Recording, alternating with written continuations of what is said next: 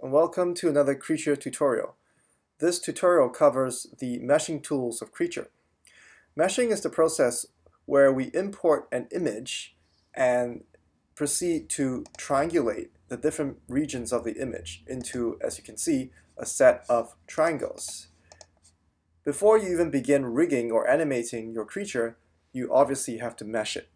And the goal in meshing is to be able to generate nice separated triangulated meshes that you can use in your animation. In this example, I have an image, or rather a bunch of body parts written into an image of a dinosaur that I'm about to animate. And I just brought it into Creature where it automatically meshed out the different body parts. As you can see, as I'm clicking on these different body parts, separated out triangulated meshes have already been created, so that is a good thing. However, if I click on the body, you notice that the body and the tail have been merged into one single triangulated mesh.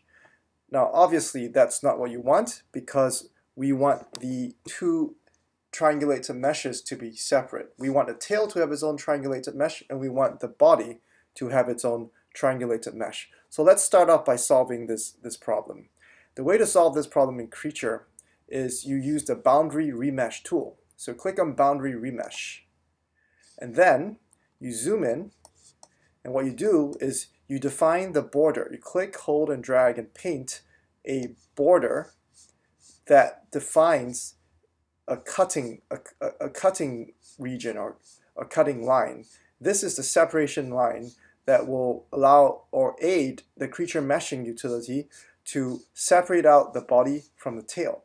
So once you painted out this separation boundary, you click Remesh, and if I click on the meshes, you realized that the tail and the body are now separated. Okay, so that is the Boundary Remesh tool. Now, there are other tools in Creature that you can use for meshing. So one example is, what if you wanted more resolution for all the meshes in the scene? The way to do it is you click on Remesh Texture, and then it's going to ask you for a grid resolution X and grid resolution Y, and you can change it based on what you need. So let's say I change it to 80 in X and 80 in Y, and watch what happens. If I click OK, so look at that. Now every single mesh is higher resolution, right? Of course, when you do that, unfortunately, it remeshes everything. So as you can see, unfortunately, the body and the tail are now merged together again. So let's go back in and define the separation boundary region, and that's remesh. Okay, so that fixed the problem. Now, the two controls that I showed you just now work on the global mesh. What if you wanted to operate on individual mesh regions? There are actually controls for that as well. You can do grow. If you click on that, it's going to grow the mesh outwards by the number of layers you specify in this option. You can also subdivide, and this will make the internal mesh over here more complex. But I'm going to talk about sculpting, because that will be a tool that you use very often. Sculpting is the tool which allows you to add or remove triangles from your current mesh. Now, by default, the mode is add. If you're in add mode and you go onto your mesh and start dragging around, you notice I'm adding triangles onto your mesh. So this allows you to fine-tune your triangulated mesh.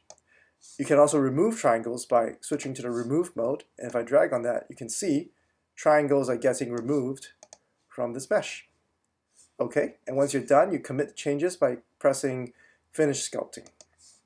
Okay, so that's sculpting. What if you wanted to change the resolution of a specific region of the mesh? In other words, I don't want to remesh the entire thing. I just want to remesh a specific region. Like, what if I wanted to remesh the body? I think the resolution is too high. I wanted to remesh it so that it will be more compatible with, say, a mobile device, which isn't able to handle that many triangles. Well, what you use is the Region Remesh tool. So you select your body, click on Region Remesh, and define a new resolution. So let's try 20 by 20 and see what happens. There you go. So the body has now been remeshed based on that resolution. And this is a very useful utility that you can use to individually remesh parts of your entire creature. And that's basically it for meshing.